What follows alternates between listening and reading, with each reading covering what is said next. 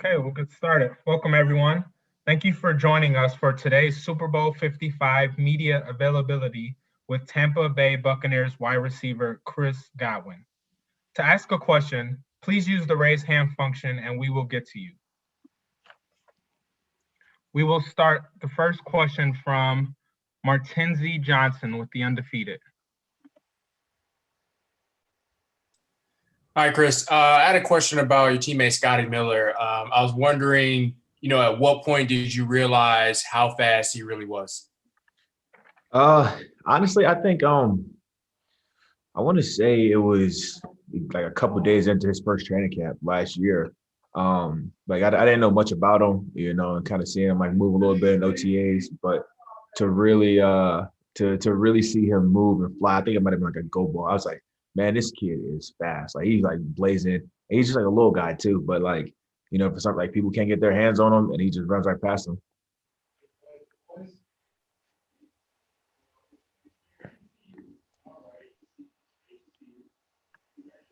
Thank you. The next question, we will go with Dan Widerer with the Chicago Tribune.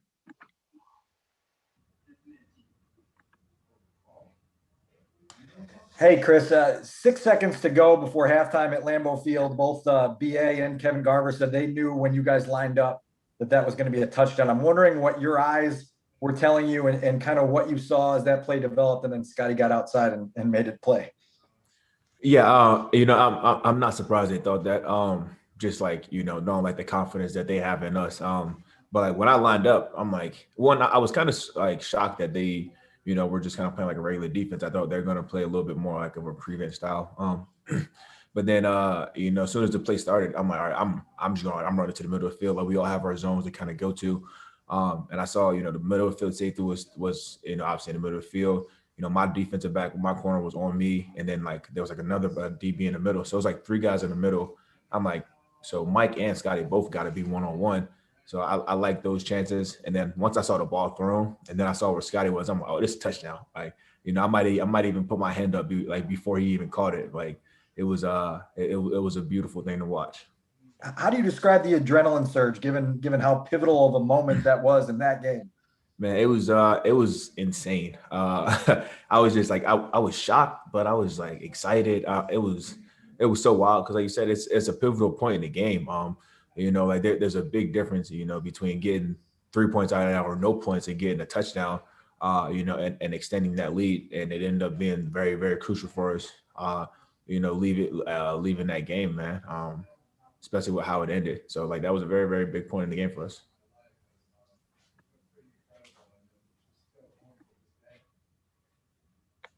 Thank you. Next question, we will go with Ben Valen with the Boston Globe. Hey, Chris, congrats on making it to the Super Bowl. Wanted to ask you about your quarterback and his brains. There's a lot of focus put on his training regimen, but he seems to be a pretty smart guy on the field too. What's it like talking ball with a guy who's been, around the game for so long? And do you have maybe any examples of just how smart the guy is on the football field? Yeah, he's like you said, man, his brain is I think it's second to none. It's so interesting to me, like watching him process all the information in his head and just seeing that, like watching the kind of the gears work. Like there have been situations where he's talked about plays that they ran 7 years ago in New England, or that like even if they only ran at one time, he still remembers all of those plays and and how effective they were versus certain defenses, and he's able to kind of recall that and relay that information to us. So like that's been really cool to see. But also just like watching him in game, like there's times like where he's changing things at the huddle, at the line of scrimmage, or he's coming out and he sees something specific, and he's like, hey Mike, like and he changed the route, or hey Grunt, like run a go here or run X, Y, or Z. So just watching him kind of operate at the line of scrimmage and then seeing those plays then work, it's like, man, like clearly this guy knows exactly what he's doing. So like I'm gonna roll with that. Like whatever he's telling me to do, I'm gonna do it because I trust the fact that he knows what he's doing and that we're gonna be successful by doing that. Good stuff. Thank you. The next question we will go with Ben Spiegel with the New York Times. Hi, Chris. I was wondering why the downfield passing element is so important in Bruce's offense and how that has come to complement Tom this season.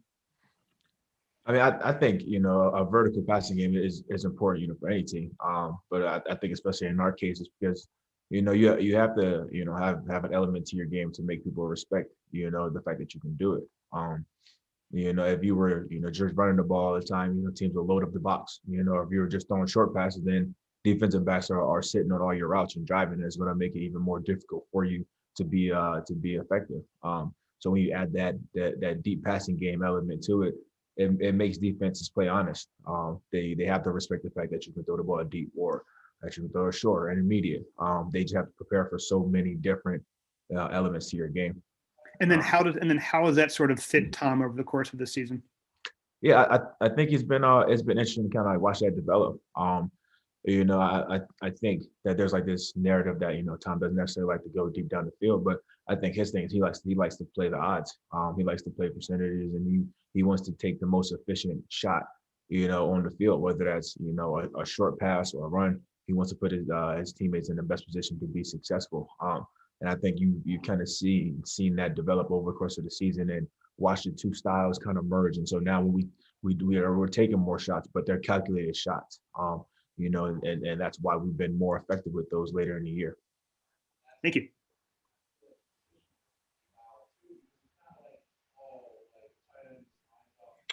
The next question, we will go with Jason Alex Fleming with Florida Sun. How you doing, Mr. Godwin? I'm good. How about yourself? I am great. Happy to be talking to you. Last year under Jameis Winston, you and Mike Evans had 2,490 yards receiving and 19 touchdowns between you. This year under Tom Brady, the production is less, but you're in the Super Bowl. Is there a better wide receiver core than you and Mike Evans currently in the NFL?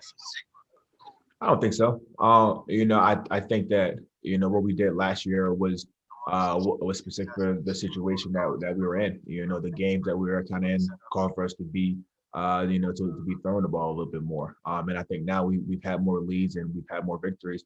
And like you said, we're in a Super Bowl now. And I think if you ask any receiver, I think they're like, would you prefer production or would you prefer playing for a Super Bowl? I think the majority of them would say playing for a Super Bowl because like that's what's important. We're all in this game to win. I know for myself and Mike, we'd much rather take the Super Bowl over the production any day. So we've been pretty thrilled, man. Would you consider yourself the dynamic duo, or would that be too much? No, I would consider us a dynamic duo. I think we've been putting that on tape, the last couple of years.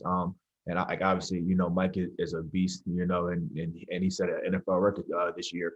And then like for myself, being a younger guy and still ascending, I like where I'm going, and I like the experience that I'm gaining, and I'm confident in my ability as well.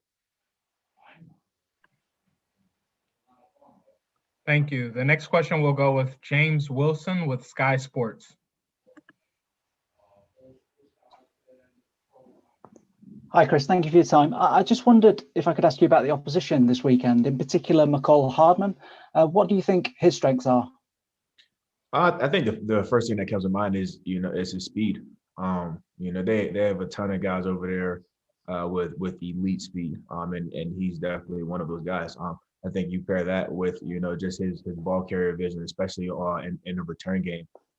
It's really, really impressive. I'm pretty sure he's a Pro Bowl returner last year. And especially like as a rookie, that's not easy to do. So, he has a ton of talent, and I would only expect him to continue to ascend in this league.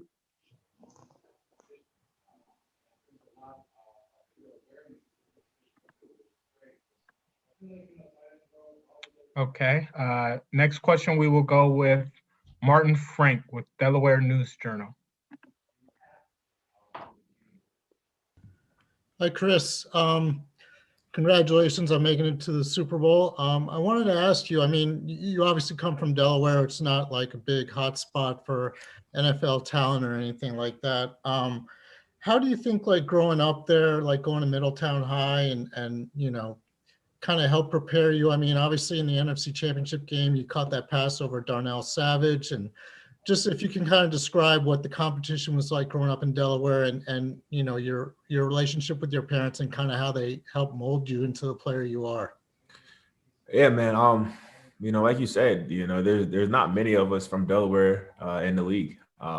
So I really take pride in that, though. You know, I take pride in being, you know, one of the few guys that was able to make it. You know, but I also take a lot of pride in all the other guys as well. Just because it's not easy, you know, like there's not many teams or colleges running in Delaware to find talent. But I think, you know, what you find is that there's a bunch of gems there, you know, so we're starting to kind of change the tide a little bit, and teams are starting to go looking, you know, for some gems there. But you know, the competition level, you know, like you have a couple guys like that are really good, but you know, for the most part, you're typically, you know, the better players in the state.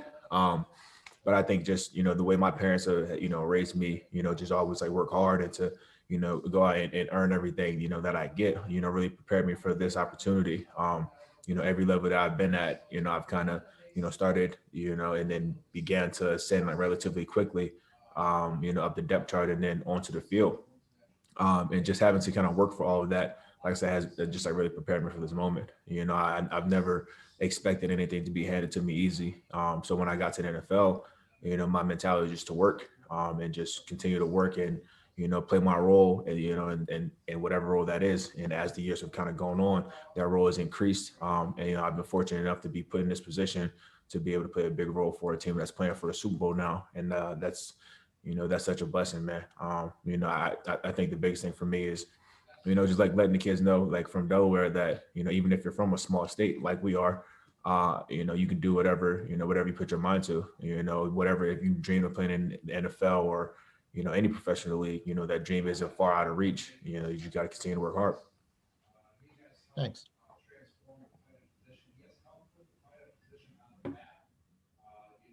The next question we will go with Mark Canizero.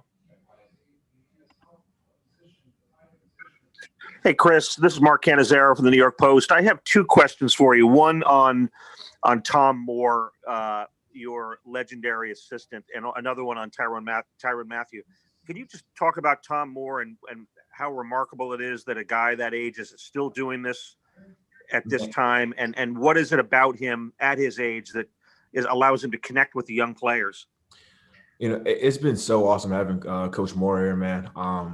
You know, like from the time that this staff got here last year, you know, I kind of make it a point to, you know, spend some time with him and just try to like pick his brain a little bit, you know, and like you said, it's so impressive that he, you know, still at his age that he's here, you know, every day, you know, and being observant and helping young guys. I think the biggest thing is, you know, that as younger, we're so young, you know, that we all just have so much respect for what Coach Moore has been through, you know, and just hearing, you know, the guys that he's coached and the success that he's had, you know, you have no choice but to respect that and to, you know, and to lean into his knowledge. So it's really been a blessing, you know, to have him here and, you know, for me to be able to have a relationship with him. And with regard to Tyrann Mathieu, what makes him so special, and how difficult is it with him, just in terms of, you know, his unpredictability and just, you know, the plays he can make from everywhere?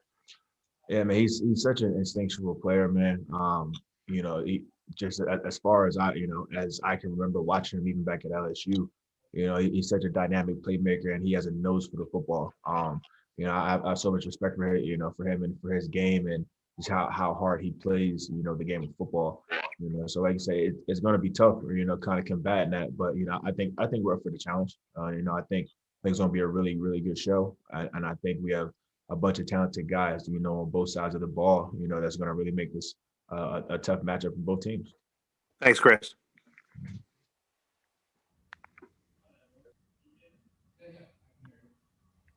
The next question we will go with Ben Sultan. Hey, Chris, Ben from Sports on Prime Video. I have to give you a fun one today for Super Bowl week. So if you had to choose your football superpower, what would you say it was? And how about some of your teammates? Football superpower. I think if I had a football superpower, I think I don't know, man. I kind of be like the Spider-Man of football. Got some little webs in your hands or something. Like no matter where the ball is, like I don't care if you overthrow about 50 yards. I'm gonna come down with it. Like I feel like that'll be a very elite superpower to have. And I'm sorry. What was the other part of the question? If you had to pick them for some of your teammates too, maybe like sticky hands, fast speed, something Oh like yeah. that. I give my boy Tom some elite speed. Make him out there like the Flash. I think that'll just add to his repertoire. I think Mike would be kind of like the Hulk and just like smashing everybody. Um, Gronk would probably be like, what was the thing from Fantastic Four? I think we got a lot of creative guys on this team. That can use some superpowers.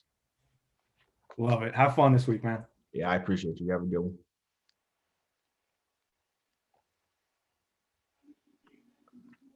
Next question will go with Zinni Abraham.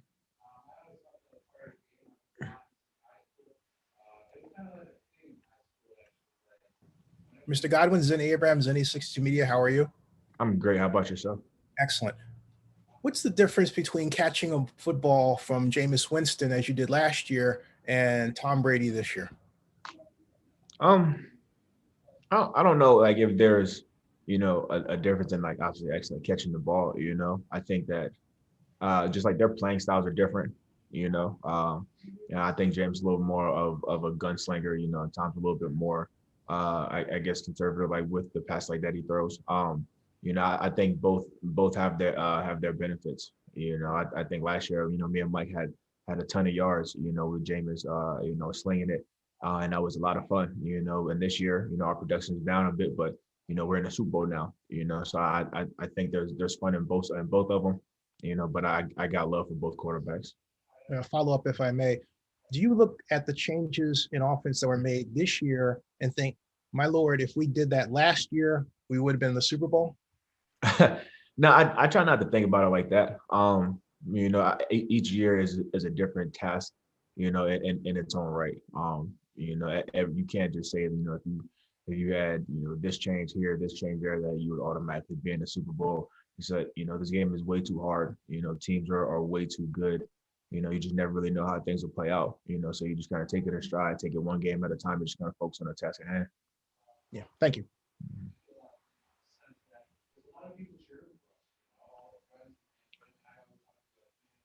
Next question, we will go with Robert Mays with The Athletic. Hey, Chris, how are you? I'm good. How about yourself, man? Good. So Anthony told me that he sent you a message like halfway through last season when you were leading the league in receiving. Mm-hmm. And he was kind of like, this is really cool. And it was just kind of a moment where he like made you step back. When did you kind of have an understanding going into last year that the way that your role was going to grow and what the offense was going to look like, that version of yourself was going to be possible? That's a good question. I think, with last season, I think I felt fortunate to be able to step into a bigger role. I had never played in the slot before, so I think that was a little bit of a question for me in terms of like just having a better feel for how to maneuver within, as a slot receiver. But I always have a ton of confidence in myself and in my ability to make things shake no matter what. But I feel like it was around the time that me and him kind of talked about it that I really took a step back and thought about it, just what was happening, because I'm very much a person that I just gotta keep my head down and just work, and I don't really focus on the things that I've done or the numbers until after the fact, just because I feel like sometimes it takes away from the task at hand. But when I did it, man, I was like he said, it was really, really cool to kind of realize it, because it doesn't happen often, as a young guy in his third year, being all pro and being top 3 in receiving and in all the major receiving categories. I'm like, man, that's such a blessing. Those are things like that I dreamed about as a kid, just being in the NFL and making those types of plays and putting up those types of numbers. But it's even cooler now because, this was the biggest dream that I had when I was a kid, was playing in the Super Bowl, getting this opportunity and to kind of have both of those, I guess, dreams back to back years. Man, I can't even explain it, man. One follow-up. It's funny that you say the transition of the slot because your game seems to fit it so well, like the physicality and inserting into C gap on run plays. I mean, it just seems like you enjoy that. So what would you say was the biggest element of playing there that took some time for you to get used to? Really, yeah, I think the biggest adjustment was just understanding, just like where guys were going to be coming from. Like when you're playing outside, like it's, you have the cornerback that's ahead of you, and then you have the safety that's, deep, and the linebacker. Like those are like your three guys like that are closest to you. But when you're in a slot, there's guys buzzing past you in both directions. There's safeties, there's corners, there's nickels. There's so many different bodies that can be flying around you, and you have to like train your eyes to look in the right spots to make your right reads and to adjust your routes accordingly.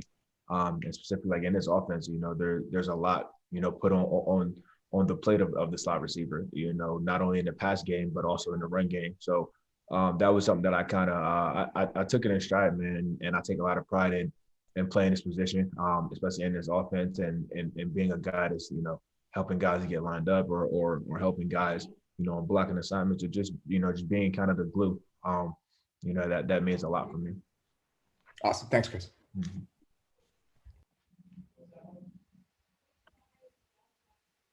Next question will go with David Melandra Jr. Hey, Chris. First of all, congratulations on making the Super Bowl. What did you take away from your time up at Penn State under head coach James Franklin that led you get to where you are today? I'm sorry, what was that question? You said what was that? What did you learn from your time at Penn State under head coach James Franklin that got you to where you are today? That's a good question. I think really I would just say, work ethic and accountability. I think, at my time at Penn State, those are the two biggest things like that I learned. Or that was reinforced, because when you're in high school, you work hard. I felt like I was working really, really hard in high school and hold myself accountable. But those things take it, to another level when you go and play at a school like Penn State, and those were things that we were kind of focused on. And, you have to take everything up a next level. And, I had some great guys there, that I worked really hard with and we trained really hard. But just like as a team, just understanding that you have to work really hard to get to wherever you want to be. You have to hold yourself accountable. You have to hold your teammates accountable. And we saw similar growth that we had here, at Penn State, a couple just average seasons. And then, my last year there, we take off and we win the Big Ten. And all that's because of hard work and accountability. So I would say those are two biggest things. All right. Thank you. Mm-hmm.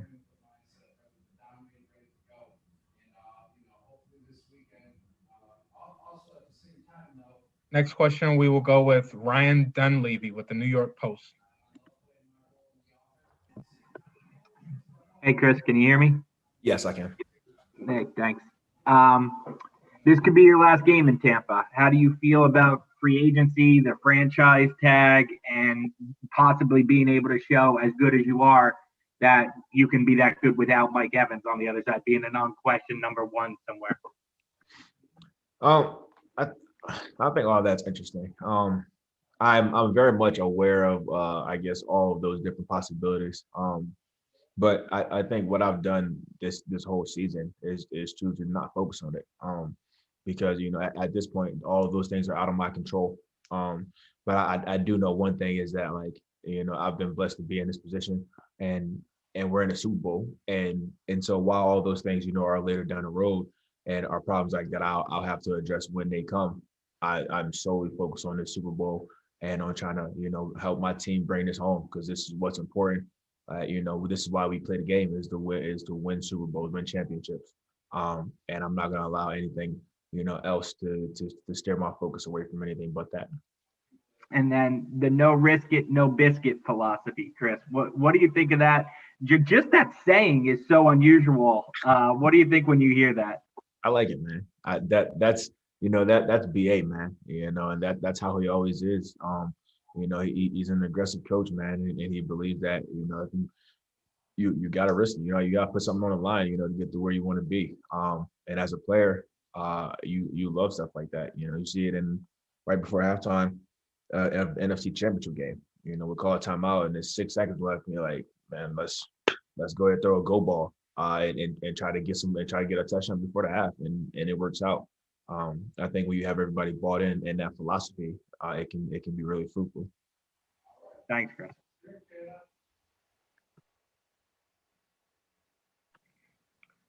Next question, we will go with Leo Haggerty. It's Sports Magazine.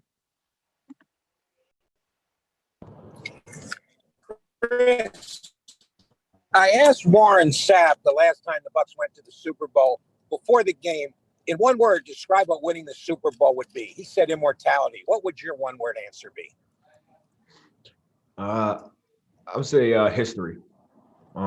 It's you win a Super Bowl, you're cemented in history.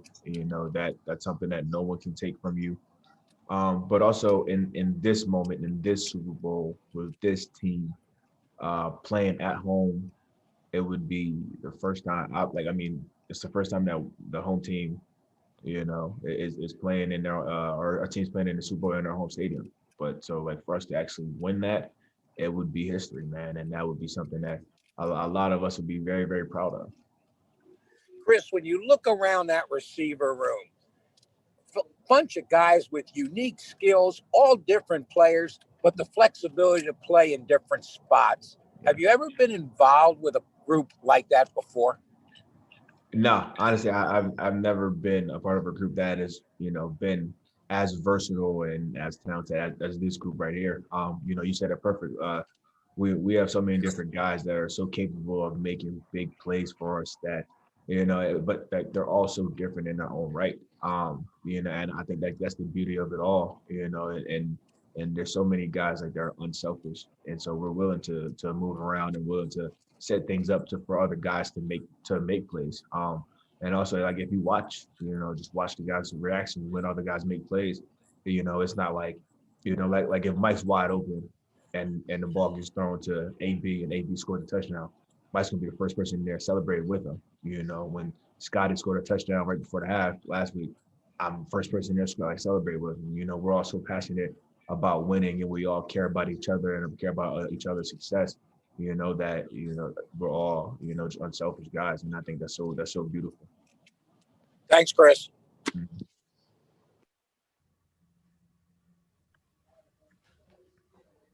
Next question will go with Ben Standig with The Athletic.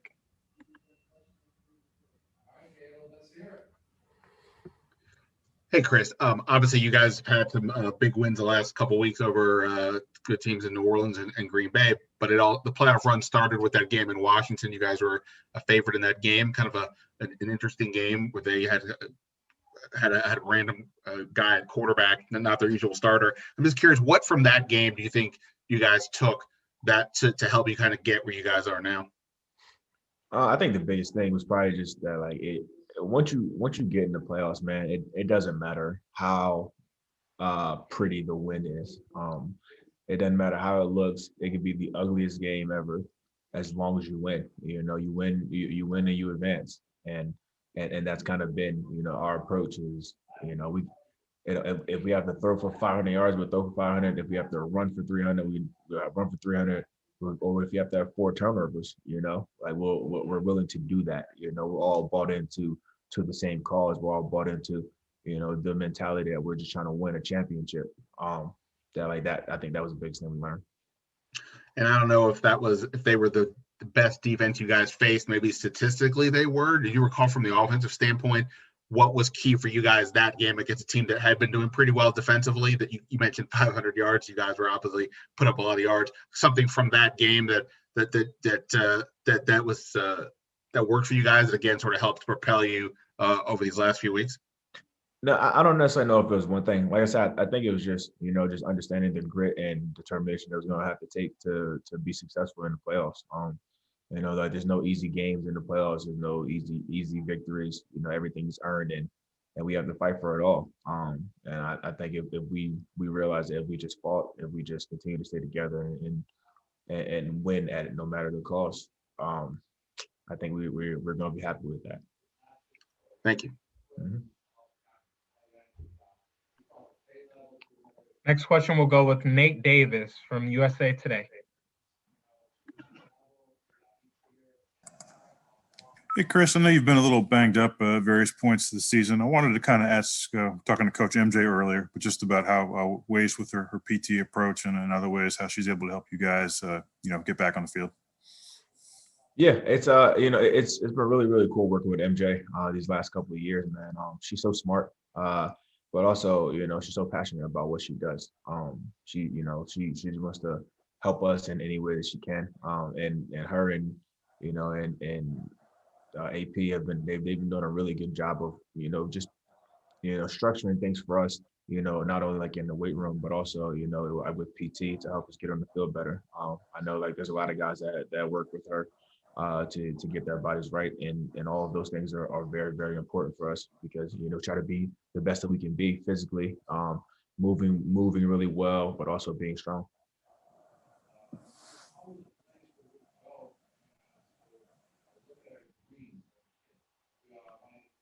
Okay. Next question, we will go with Kendra Douglas, WESH2.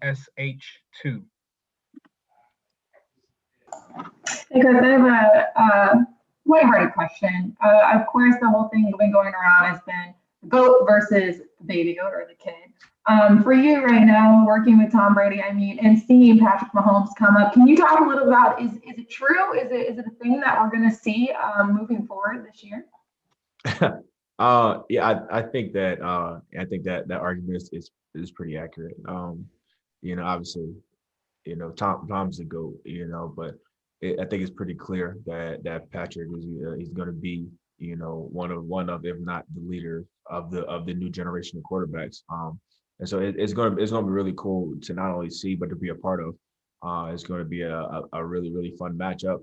Both guys are unique in their own right and very talented and very capable. So I think ultimately it's just going to end up being whatever team makes the least amount of mistakes will be the ones that ends up winning. And my second question for you, dealing with COVID has been an interesting moment for everybody this year. And for you personally, has it affected you personally? And then also, do you think that this is probably the hardest season that you've had playing through the adversities, the pandemic, and just the fact that you can't do it, the limitations that you guys have? Yeah, I think that for starters, it definitely has impacted me personally. I feel like almost all of my immediate family members have gotten COVID at some point this year, and thankfully all of them have recovered. Which is a blessing in its own right. But yeah, this year's been very difficult, like you said, but not just for us, but for everybody. I think everybody has their own unique challenges, and there have been people who've been impacted far greater than we have. But just for us to even be able to have this season and to be able to complete it, just as a testament to the hard work that a lot of people have put in, and the dedication, of players as well to stay committed to the cause. But it's definitely been challenging. It's been a unique season. It's been interesting not really being able to go places and and to kind of be cooped up. But that's the sacrifice that we have to make, to do what we love to do. I think even being able to do this has been a blessing. And I'm sure it's provided a lot of relief for a lot of people. Mentally, like watching the games, just stepping away from whatever problems they have in their lives, even if it's for a couple hours on a Sunday, to just kind of feel a little bit of normalcy.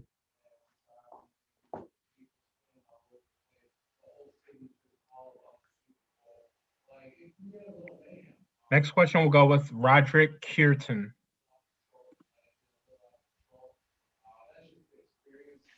Hey, Chris, a couple questions for you. I'm from the Fully Loaded podcast. How has Tom Brady changed your career from a developmental standpoint, in mental and physical?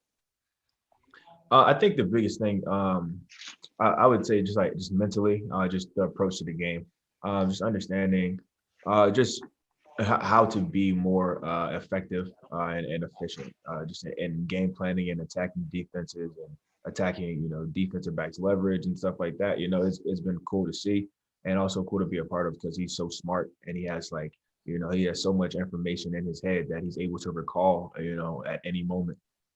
So just kind of like picking his brain a bit and learning, but also, just refining some of the things like that I do. I think that's probably been the best thing so far.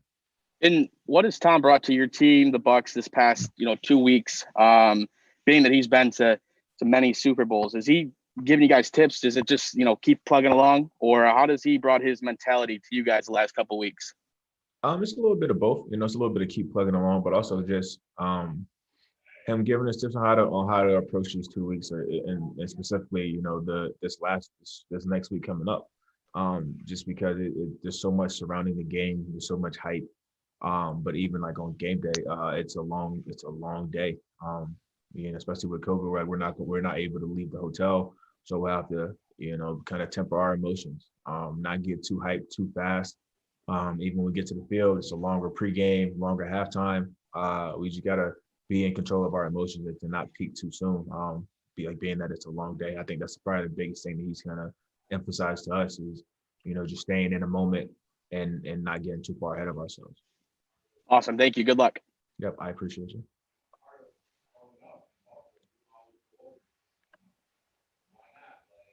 Next question will go with Jack Rathborn with The Independent.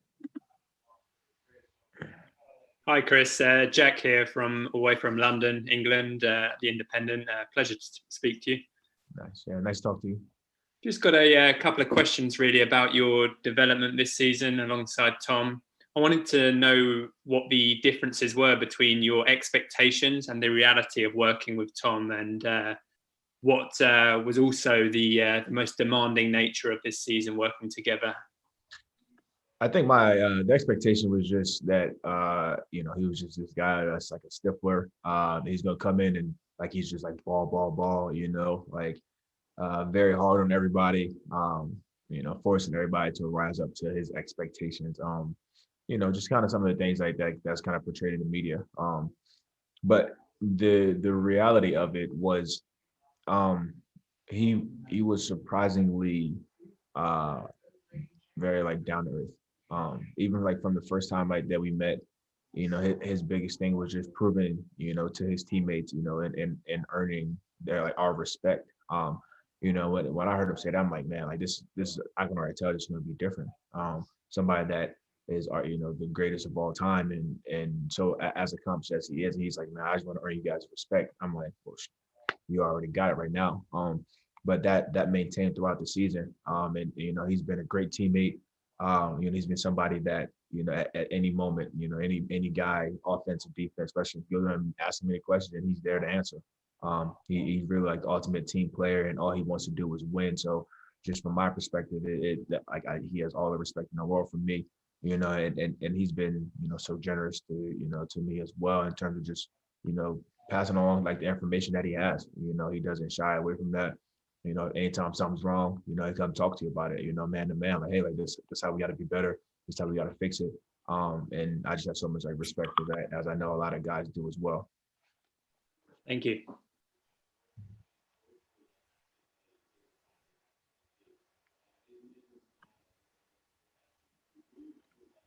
Next question will go with Mike DeCourcy. Yes, Chris, I'm sure you have heard plenty about the fact that you're being coached by the most diverse coaching staff in the league's history. I just wanted to find out what meaning that contains for you to be a part of that, to be a player in that system. I think it means a lot, especially with just the current climate of the country. But I should say at the same time, I'm not surprised. Just being around BA for 2 years now, I'm not surprised at all that that this is the type of staff that he put together. And it's so cool that we've been able to have this success, because there a lot of people on our staff, man, they're so talented, they're so smart and so capable. So to be able to be a part of a team with such a diverse coaching staff, all types of races, and religions and gender, it's been so cool to be a part of. And I think it's also made us much better, people. These things don't seem atypical to us. You see stuff on ESPN often about how about the female coaches across the league, and just how cool that is. But for us every day, we have female coaches on our staff every day, and we just see them in they're part of the team. So like that's our norm. But like I said, I'm not surprised at all.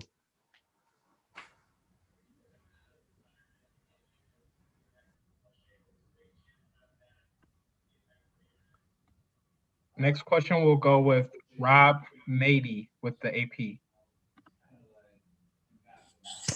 Hey, Chris, I wanted to ask you about playing with Mike Evans and what you've learned from him, not just technique, how to run routes and everything on the field, but what Mike does off the field, as far as I know he's the Walter Payton Man of the Year nominee for Tampa.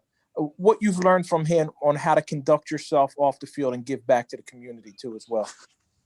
Yeah, man. I don't know if I can say enough, about Mike, man. I think he's I've been so honored to play, beside him and kind of like learn, from him these last 4 years now.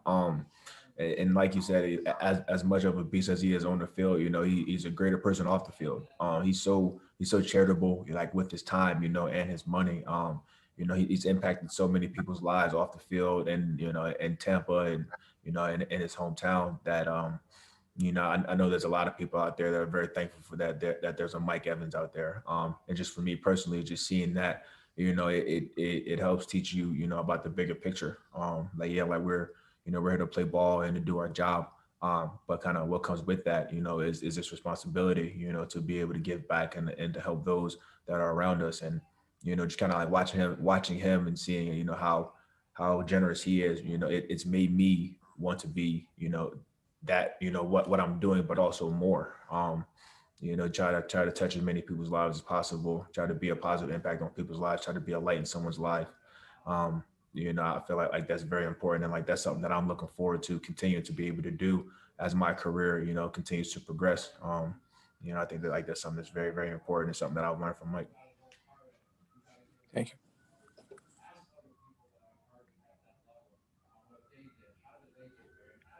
Next question, we will go with Vanessa Matias.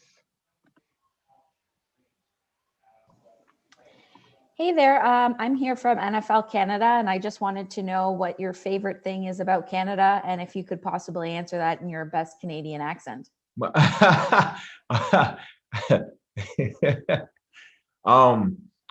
I don't even think I have a Canadian accent. Do you guys go, oh yeah, or is that Minnesota? I don't want. That comes sense too. No, it's I honestly, I have not been to Canada, but I wish that I have the opportunity. Like that's definitely on my list. I want to go to Toronto for sure. But I've heard a lot of great things about Canada, so I'm interested to go. Awesome, thanks so much. Have a good one.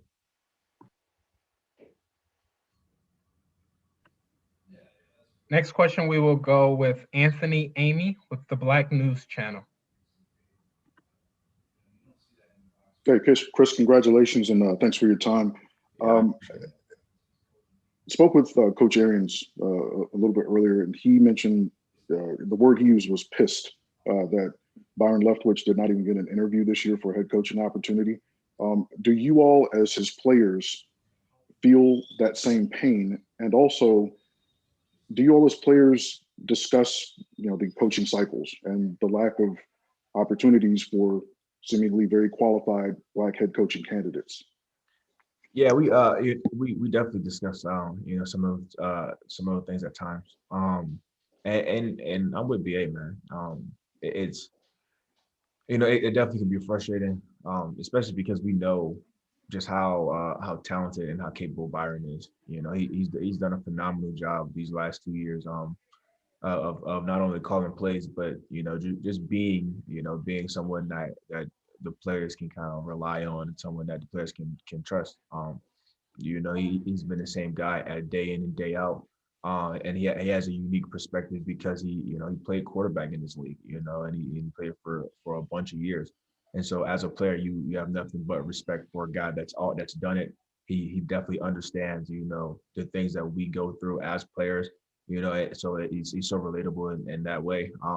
But yeah, man, it's a shame that he didn't even get an interview, but there's no doubt in my mind that, that he'll have his opportunity. I think whoever does take them up on that, I think they won't be disappointed at all. I think they'll be finding the gym, and people will soon see that. I'm confident. Thanks, Chris.